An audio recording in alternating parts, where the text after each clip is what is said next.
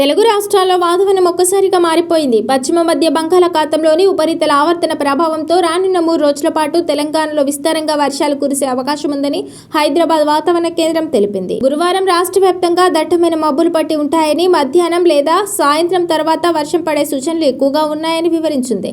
కొన్ని చోట్ల ఉరుములు, మెరుపులు, పిడుగులు పడే అవకాశం ఉన్నందున ప్రజలు అప్రమత్తంగా ఉండాలని అధికారులు హెచ్చరించారు. ఉత్తర, మధ్య తెలంగాణ జిల్లాల్లో అక్కడక్కడ మోస్తరు నుంచి భారీ వర్షాలు, ఉరుములు, మెరుపుల తో కూడిన జల్లులు కురిసే అవకాశం ఉందని వాతావరణ శాఖ హెచ్చరించింది. ఈ మేరకు హైదరాబాద్ సహా 18 జిల్లాలకు వాతావరణ శాఖ ఎల్లో అలర్ట్ జారీ చేసింది. ముఖ్యంగా కామారెడ్డి, మేడ్చల్, మల్కాజ్గిరి, మెదక్, సంగారెడ్డి జిల్లాలకు ఆరెంజ్ అలర్ట్ ప్రకటించింది. ఈ జిల్లాల్లో మోస్తరు నుంచి భారీ వర్షాలు కురిసే అవకాశం ఉందని వెల్లడించింది. హైదరాబాద్, జయశంకర్, భూపాలపల్లి, ఖమ్మం, కొమరంభీం, ఆసిఫాబాద్, మహబూబాబాద్, మంచిర్యాల, ములుగు, నల్గొండ, నారాయణపేట, నిర్మల్, నిజామాబాద్, రాజన్న సిరిసిల్ల, రంగారెడ్డి, సిద్దిపేట, సూర్యాపేట, వికారాబాద్, వరంగల్, యాదాద్రి, భువనగిరి జిల్లాలకు ఎల్లో అలర్ట్ జారీ చేసింది.